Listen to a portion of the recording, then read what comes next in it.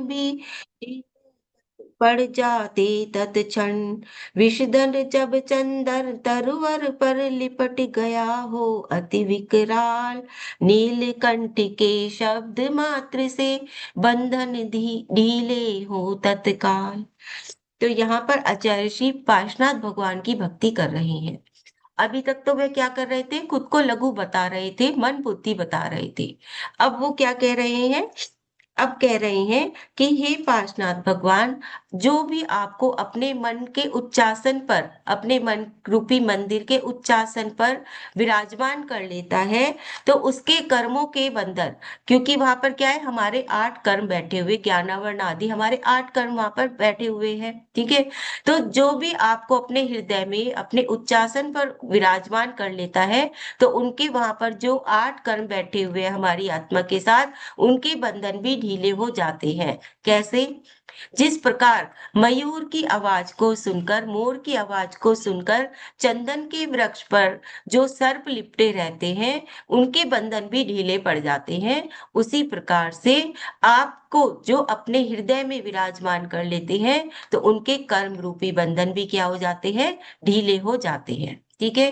क्योंकि जब हम भगवान को ही अपने अंदर विराजमान कर लेंगे, अपने हृदय में विराजमान कर लेंगे, तो वहां पर जो हमारे कर्म बैठे हुए 8 कर्म, क्योंकि हम क्या है, सिर्फ इन 8 कर्मों के कारण ही हम क्या कर रहे हैं, चतुर गति में भ्रमण कर रहे हैं।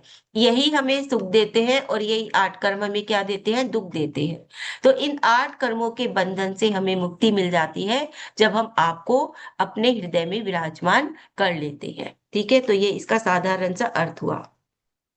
अब ये जो काव्य है, ये सभी प्रकार के जो ज्वर है उनको उतारने के लिए है। पित्त ज्वर जैसे है, उपदंश, उपदंश का मतलब होता है एलर्जी का होना, जो हमारा गुहा द्वार है वहां पर एलर्जी का होना, उसका मतलब होता है उपदंश, ठीक है। क्रोध की अग्नि को भी शांत करता है।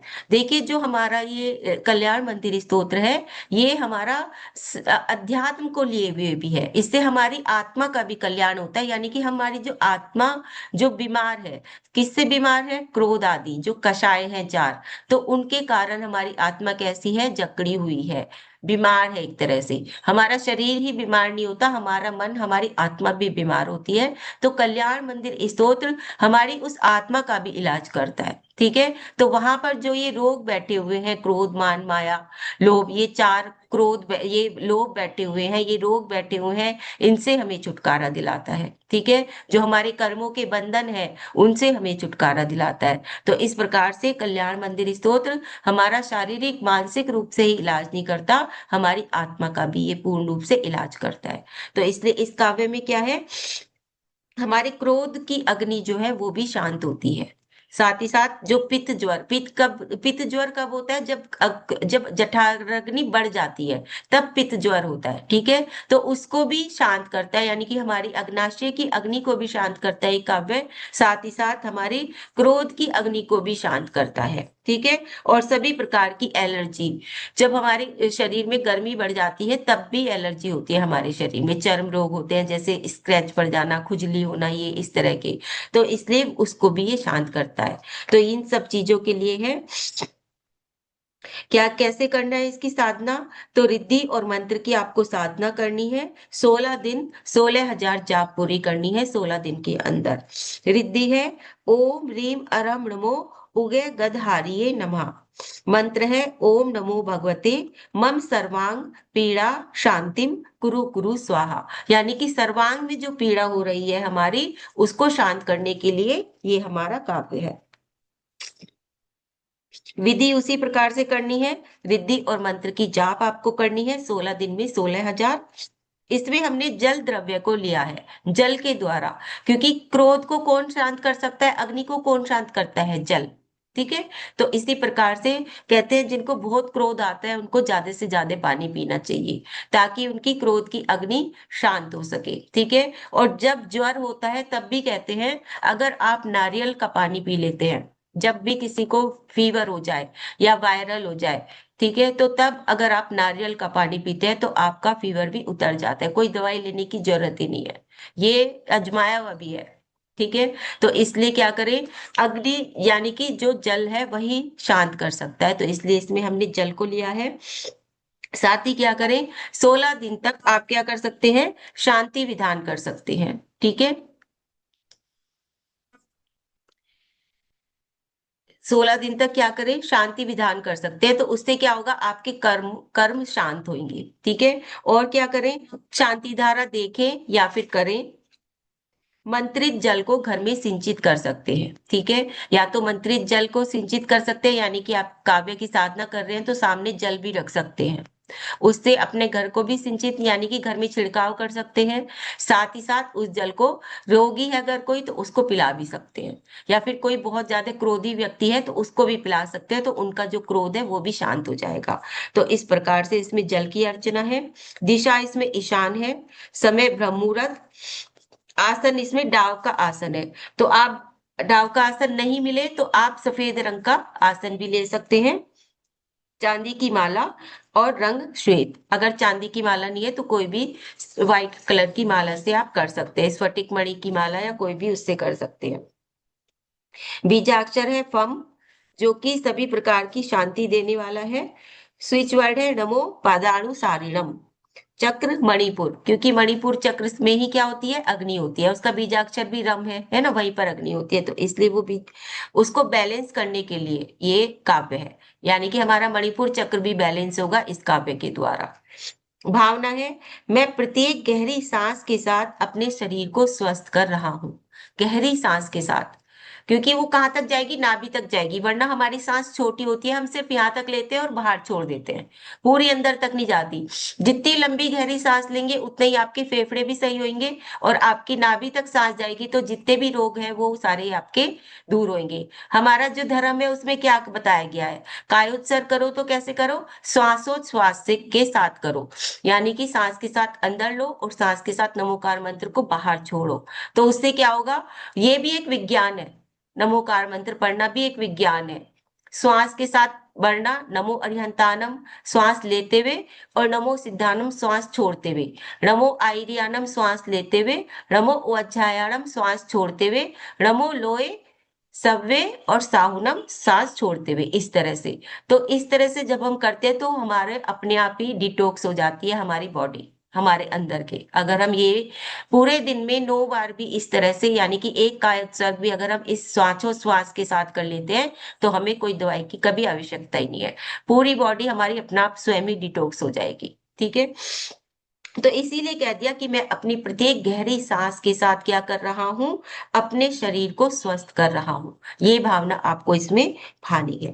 साथ ही साथ इसमें थोड़े से मैं आपको वो भी बता देती हूँ, जैसे कि मैंने बताया ही है कि अगर ज्वर है तो आप नारियल का पानी पी सकते हैं। ठीक है,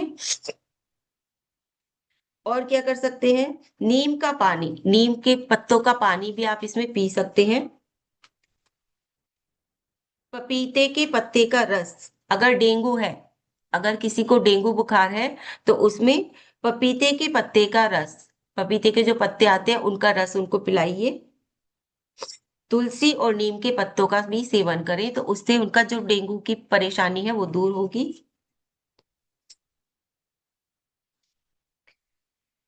जब भी रवि या गुरु हो, यानी कि या तो इतवार के दिन करनी है ये रेमेडी या फिर गुरुवार के दिन करनी है, चीनी, दूध, चावल और पेठा इनका दान करना है, सारी चीज मिला के, चीनी, दूध, चावल और पेठा, पेठे की जो मिठाई,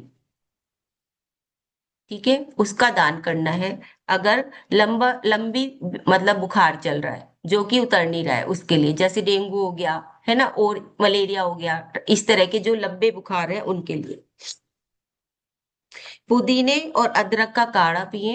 अगर बुखार है तो काढ़ा पुदीने और अदरक का।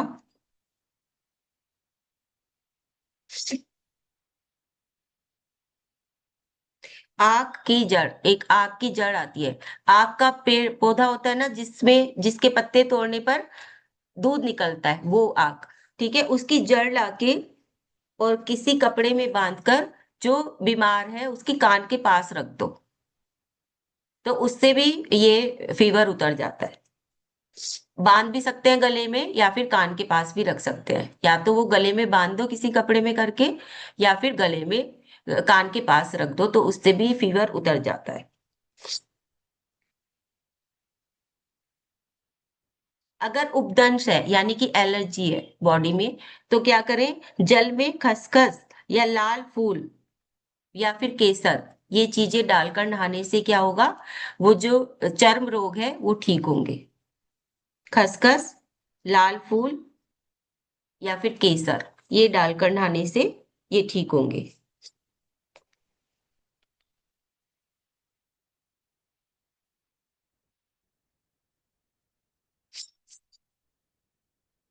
ठीक है, तो इस प्रकार से ये हमारा काव्य नंबर 8 हुआ। उसके बाद काव्य नंबर 9।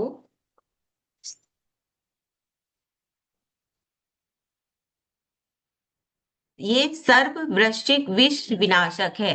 मतलब जैसे सर्प का विष हो गया, ठीक है, गोह का, बिच्छू का, छिपकली का, या फिर कोई मच्छर ततैया काट ले, ठीक है, या कोई ऐसा जहरीला मच्छर काट ले जिससे कि हमारे शरीर में जहर चढ़ जाए किसी भी तरह से, तो उन सबके विनाश करने के लिए ये हमारा काव्य है, काव्य नंबर 9। क्या कह रहे हैं आचार्य श्री, विपदाएं लाखों आकर के कई मुश्किलें खड़ी करें, तब दर्शन की फूक मात्र से तिनके शीत तत्काल उड़े, जैसे गोस्वामी को लख कर तजते पशुओं को तज कर, भय के मारे भग जाते वे समझे उदित मान दिन कर। तो यहाँ पर क्या कह रहे हैं कि हे प्रभु, हे पार्शनाथ भगवान, चाहे कितनी भी विपदाएं हमारे सामने आ जाए, कितनी भी मुश्किलें, कितनी भी कठिन समय हमारे सामने आ जाए, लेकिन हम जब भी आपके दर्शन करते हैं तो वो सारी विपदाएं, वो सारी परेशानियां, वो सारी मुश्किलें ऐसे दूर हो जाती हैं जैसे कि कोई तिनका हो और हम उसे फूंक मार के उड़ा दे, कोई छोटा सा तिनका है ना, और वो उड़ जाए।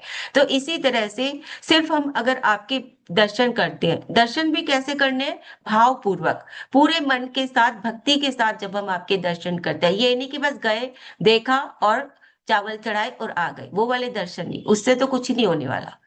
कैसे दर्शन करने हैं, पूरे भक्ति भाव के साथ, पूरे विश्वास के साथ, जब हम अपने मन के साथ उनके दर्शन करते हैं, अपने मन वचन काय को एक करके उनके दर्शन करते हैं, तो तब हमारी जितनी भी परेशानियां हैं, हमारी जितनी भी मुश्किलें हैं, वो ऐसे उड़ जाती हैं जैसे कि तिनका, हम एकदम से एक फूंक मार के ही हम उस तिनके को उड़ा देते हैं। ठीक है, और कैसे, उसी प्रकार से अब नीचे की दो लाइनों में उदाहरण दे रहे हैं, जैसे गोस्वामी को लग कर, यानी कि जैसे कोई चोर है और वो चोरी करके भाग रहा है, कोई मान लीजिए कोई पशुधन चुरा के ही भाग रहा है, तो वह या तो राजा सामने आ जाए, या फिर क्या कहते हैं उस सूर्य उदित हो जाए, मतलब कि दिन निकल जाए, क्योंकि दिन में भी क्या होते हैं, चोर डरते हैं, रात में वो अपना कार्य करते हैं, दिन निकल जाए, कोई राजा सामने आ जाए, या फिर वो जिसका चीज लेके भाग रहे हैं, चोरी कर रहे हैं, उसका स्वामी ही सामने आ जाए, तो उनको देखकर जब वे भागते हैं चोर,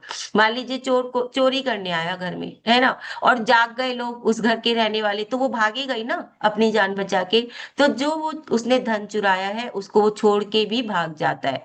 तो इसी प्रकार से आपको देखने मात्र से ही वो जो कर्म हमारे उदय में आ रहे हैं, जो हमें परेशान कर रहे हैं, वो कर्म रूपी चोर भी एकदम से क्या हो जाएंगे, 9 2 11 हो जाएंगे, यानी कि भाग जाएंगे सिर्फ आपके दर्शन करने मात्र से। ठीक है, तो ये इसका अर्थ हुआ। अब ये जो काव्य है ये बता ही दिया मैंने, सर्प गो बिच्छू छिपकली आदि का विष, या फिर हमारी आत्मा में जो कषाय रूपी विष भरा हुआ है उसको भी दूर करने के लिए, कौन सी कषाय, क्रोध मान माया और लोभ, ये जो 4 कषाय हैं, इनका जो विष हमारी आत्मा में है, जिससे हमारी आत्मा घायल हो रही है, तो उनको भी दूर करने में क्या है, ये काव्य हमारा लाभकारी है। ठीक है, इसमें साधना कैसे करनी है, रिद्धि मंत्र और 21 दिन 21,000 जाप इसमें पूरी करनी है। रिद्धि है ओम रीम अरहम नमो को पम हम सा नमा। मंत्र है ओम रीम श्रीम हमलीम त्रिभुवन हुरुम स्वाहा। इसमें जो लिया है द्रव्य, वो नैवेद्य द्रव्य लिया है।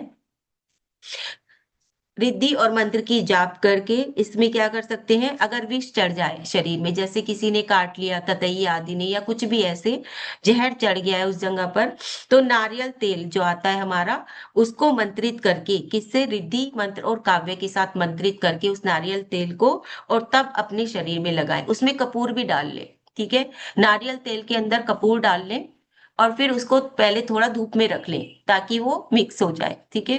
फिर उसके बाद उसको मंत्रित कर लें, और फिर आप उसको अगर लगाएं, तो ये आपके सिर्फ वो विष को ही नहीं उतारेगा, कहीं सूजन आ गई है, कहीं हाथ में दर्द हो रहा है, पेट में दर्द हो रहा है, कहीं भी कुछ भी दर्द हो रहा है, ये आप इसकी हल्की हल्की मालिश कीजिए और काव्य पढ़ते जाइए, ठीक है, रिद्धि पढ़ते जाइए, मंत्र मनी मन पढ़ते जाइए, और उसको हल्के हल्के हाथ से उसकी मालिश करते जाइए, लगाते जाइए। फिर देखिए ये कितना कारगर साबित होता है। कहीं किसी का जल गया है, हालांकि ये काव्य वो नहीं है लेकिन फिर भी बताती हूँ, कहीं जल गया है, ठीक है, और निशान रह गए हैं, बहुत जलन हो रही है, तो वहां पर लगा दीजिए, हल्के हल्के हाथ से लगाते जाइए, और उस काव्य रिद्धि मंत्र पढ़ते जाइए, तो आपका ठीक हो जाएगा।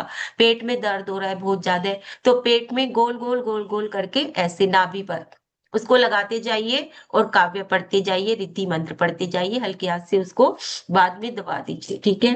तो इस तरह से इस नारियल तेल के से बहुत सारी हम चीजों को अपने ठीक कर सकते हैं। बस ये है कि उसके अंदर कपूर डालिए थोड़ा सा, और उसको धूप में मिक्स थोड़ा सा रख दीजिए 2-1 घंटे के लिए। उसके बाद उसको मंत्रित करके रख लीजिए। और फिर सिर में दर्द हो रहा हो, अगर सिर में दर्द हो रहा है तो तब भी आप उसको सिर में लगा सकते हैं, मालिश कर सकते हैं, तो उससे भी आपका सिर का दर्द एकदम से ठीक हो जाएगा, ठीक है। कहीं भी कुछ भी चाहे दर्द हो, जला हुआ हो, कटा हुआ हो, कोई भी एलर्जी हो रही हो, या फिर कोई भी ऐसे सूजन आदि आ गई हो, तो हर जगह ये आपको काम करेगा, ठीक है। और क्या करना है, 21 दिन तक 21 बार प्रतिदिन ये काव्य पढ़े, यानी कि 21 बार डेली ये काव्य पढ़ना 21 दिन तक। कैसे, नारियल के तेल का दीपक जलाकर, ठीक है। वैसे तो हम कहते हैं देसी घी का दिया जलाइए, लेकिन इसमें स्पेशल दे दिया, नारियल के तेल का आपको दिया जलाना है, क्योंकि इसमें नैवेद्य है, तो नैवेद्य में हमारा गोला भी आ जाएगा, ठीक है। तो इस तरह से ही करना है। दिशा इसमें आग्नेय दिशा रहेगी। समय मध्याह्न का, आप सुबह भी ले सकते हैं, मध्याह्न का भी ले सकते हैं, दिन में जैसे 12 से 3 बजे तक का, या फिर सुबह भी ले सकते हैं। आसन काला, रुद्राक्ष की माला, रंग वस्त्रों का काला, दिन 21 जाप, बीजाक्षर वम, स्विच वर्ड है नमो संभिन सोदा राणम, चक्र है मूलाधार भी और मणिपुर भी, दोनों चक्र इससे रिलेटेड है। भावना है मैं और मेरा मन अमृत तुल्य है, ये हमने कषाय के लिए हमने ये वाली भावना डाली हुई है। बाकी आप दूसरी कोई जिस भी चीज के लिए कर रहे हैं उसके लिए आप भावना अलग से तैयार कर सकते हैं। ये तो हम किसके लिए, क्योंकि मैं और मेरा मन अमृत तुल्य है। अमृत तुल्य कैसे है, जब कषाय निकल जाएंगी तो अपने आप ही मैं और मेरा मन क्या हो जाएंगे, अमृत के समान हो जाएंगे। तो इसलिए कषाय की अपेक्षा से यहाँ पर ये भावना रखी गई है, ठीक है। अब आते हैं हम अपने काव्य नंबर 10 पर, जो कि तस्कर भय विनाशक काव्य है। तस्कर मतलब जो चोर होते हैं, चोरी का भय। कई बार हम यात्रा करने जाते हैं तो हमें डर रहता है हमारा सामान चोरी ना हो जाए ट्रेन में, है ना, या फिर हमारा पीछे से हम घर में ताला लगा के जा रहे हैं, चोरी ना हो जाए हमारे घर में, ऐसे हमेशा भय लगा रहता है। तो उसके भय के विनाश के लिए, कि हम डरे नहीं उस चीज से, तो उसके लिए, या हमारी दुकान में चोरी ना हो जाए, फैक्ट्री में चोरी ना हो जाए, ऐसे एक डर बना रहता है, तो उसके विनाश के लिए ये काव्य है। सबसे पहले काव्य, प्रभुवर जो तुमको ही ये धारे, हो जाए भव सागर पार, इसका मतलब ये ना समझो, भविजन देते तुमको तार, चर्म मसक तिरने का कारण, वायु का है तीव्र संयोग, मसक तिरे वायु के संगत, भव्य तरे पातव संयोग। अब क्या कह रहे हैं कि हे प्रभु, जैसे जो चर्म की मसक होती है वह पानी में छोड़ने से तर जाती है, लेकिन वो किस लिए तरती है? क्योंकि उसके अंदर पवन होती है, यानी कि हवा होती है, तो इसलिए वो क्या हो जाती है? तर जाती है। ठीक है। तो लेकिन इसका मतलब, इसका कारण ये नहीं है कि वो क्या कहते हैं, पानी उसको तैराने में सहायक है, नहीं, उसके अंदर जो वायु है, पवन है, वो उसको तैराने में सहायक होता है। ठीक है। तो इसी प्रकार से हे भगवान, जो आपको अपने मन में विराजमान कर लेते हैं, विराजित कर लेते हैं, तो आप उसमें कारण बन जाते हो उस इंसान के, यानी कि उनके तरने में, उनको तारने में, उनको इस भवसागर से पार करने में।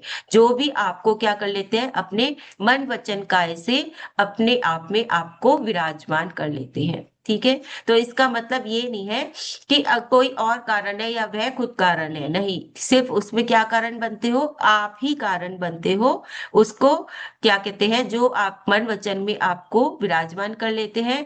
और हर वक्त उनका चिंतन कहाँ लगा रहता है? सिर्फ आप में ही लगा रहता है, यानी कि वह आपके बारे में ही सोचते हैं, आपकी ही पूजा करते हैं, आपकी ही भक्ति करते हैं, हर वक्त चिंतन हर वक्त जो लगा रहता है। ठीक है। तो इसलिए वह भवसागर से भी पार हो जाते हैं। ठीक है। तो इस पे यहाँ पर ये वाला है। अब इसमें क्या क्या है? कोई चोर है, ठग है, इन सबका भय का नाश होता है। अगर चोर ठग ठग आदि के भय के नाश हेतु ये काव्य है। साथ ही साथ कर्म रूपी चोर जो उदय में आ रहे हैं। ठीक है। मान लीजिए कोई कर्म है हमारा जो ऐसे उदय में आ रहा है, जिसके कारण हमें नुकसान ही नुकसान हो रहा है, तो तब भी हम ये काव्य कर सकते हैं। रिद्धि और मंत्र के साथ साधना होगी इसमें। रिद्धि है ओम रीम अरहम नमो तक्खर पणा सड़ाए नमः। मंत्र है ओम रीम भगवते गुणवते नमः। दिन 18, जाप संख्या 18,000। इसमें जो द्रव्य है वो है अक्षत। अब अक्षत को क्या करना है? इसमें मंत्रित करके अक्षत को और अपने पास रख लें, जैसे अपने पर्स में रख लें, जिनको भी ज्यादा डर लगता है अपने पर्स में उन अक्षत को रख ले। ठीक है, चावलों को। तो ये क्या करेगा? आपके भय को दूर करेगा। ठीक है। तो इस तरह से आप चावल को, अक्षत को मंत्रित करके अपने पास रख सकते हैं। जो सरसों होती है पीली, उसको भी आप मंत्रित करके रख सकते हैं अपने पास। मंत्रित करी हुई सरसों को अपनी, जैसे आप जा रहे हैं, बाहर जा रहे हैं, ठीक है, दुकान बंद करके जानी है आपको 8 दिन 10 दिन के लिए, तो वो उसके कोने कोने में आप डाल जाइए। ठीक है। तो चोरी का भय नहीं रहेगा किसी भी प्रकार से। इसी प्रकार से आप अपने घर में भी डाल सकते हैं उस अक्षत को, या फिर उस पीली सरसों को मंत्रित करके। तो घर के कोने कोने में डाल के चले जाइए। जो आपने मेन ताला लगाया है वहां पर भी कोने कोने में ऐसे वो अक्षत या फिर वो सरसों को आप डाल दीजिए। ठीक है। तो उससे क्या होगा? आपका घर भी सुरक्षित हो जाएगा, मंत्रित हो जाएगा, क्योंकि आपने रिद्धि और मंत्रों के माध्यम से क्या किया है? अक्षत को आपने मंत्रित कर लिया है। ठीक है। सरसों को आपने मंत्रित कर लिया है, और उससे आप क्या कर रहे हो? एक सुरक्षा कवच बना रहे हो, आप अपने घर के चारों ओर बना रहे हो, अपने क्या कहते हैं, फैक्ट्री दुकान आदि में बना रहे हो, तो वहां पर किसी भी प्रकार का कोई भी नुकसान होने वाला नहीं है। ठीक है। तो इस प्रकार से ये काव्य है अक्षत के द्वारा। इसमें दिशा कौन सी है? वायत। समय मध्याह्न का। आसन पीला, माला पीली, रंग भी पीला। दिन 18, 18,000 जाप।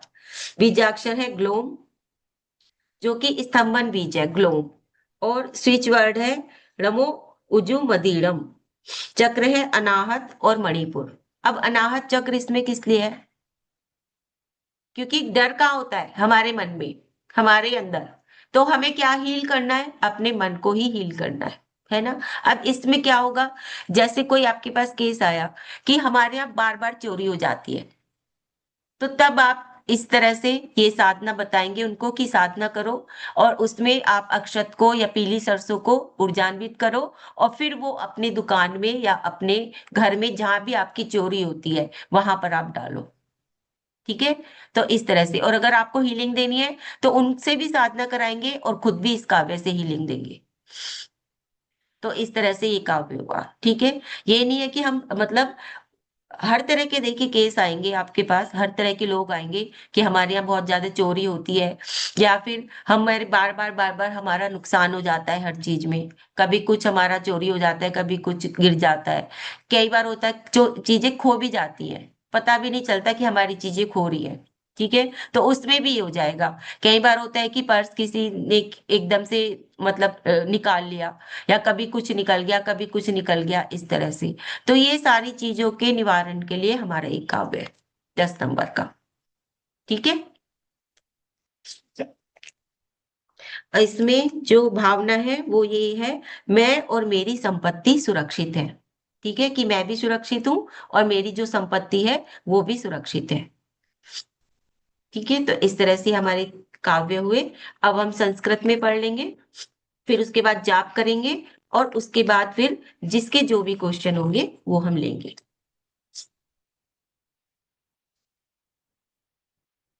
चलिए।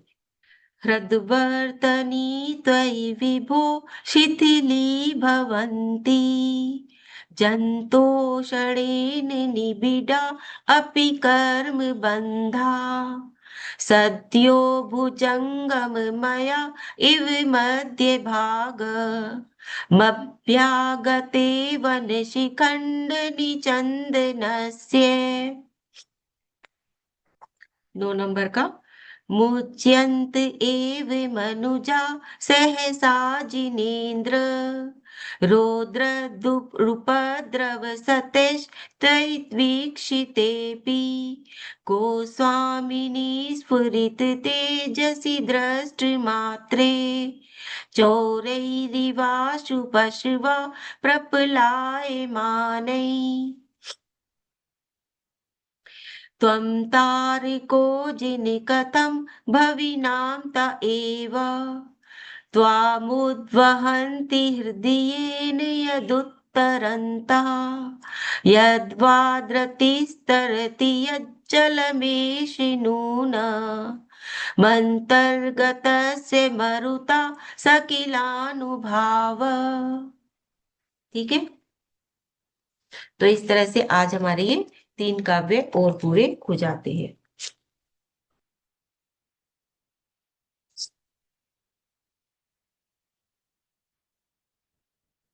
चलिए, जाप करेंगे सभी लोग।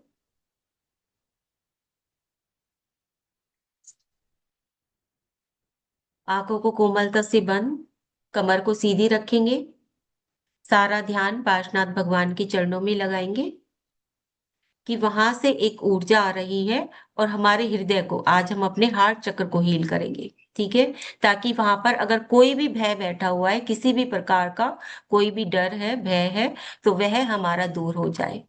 तो यही भावना के साथ आज हम यहाँ पर ये जाप करेंगे, रिद्धि मंत्र के साथ, मंत्र के साथ। ओम सम्यक दर्शनाय नमः। ओम सम्यक ज्ञानाय नमः। ओम सम्यक चारित्राय नमः। ओम ह्रीं नमो भगवते अभीप्सित कार्य सिद्धिं कुरु कुरु नमः। ओम ह्रीं नमो भगवते अभीप्सित कार्य सिद्धिं कुरु कुरु नमः। ओम ह्रीं नमो भगवते अभीप्सित कार्य सिद्धिं कुरु कुरु नमः। ओम ह्रीं नमो भगवते अभीप्सित कार्य सिद्धिं कुरु कुरु नमः। ओम ह्रीं नमो भगवते अभीप्सित कार्य सिद्धिं कुरु कुरु नमः। ओम ह्रीं नमो भगवते अभीप्सित कार्य सिद्धिं कुरु कुरु नमः। ओम ह्रीं नमो भगवते अभीप्सित कार्य सिद्धिं कुरु कुरु नमः। ओम ह्रीं नमो भगवते अभीप्सित कार्य सिद्धिं कुरु कुरु नमः।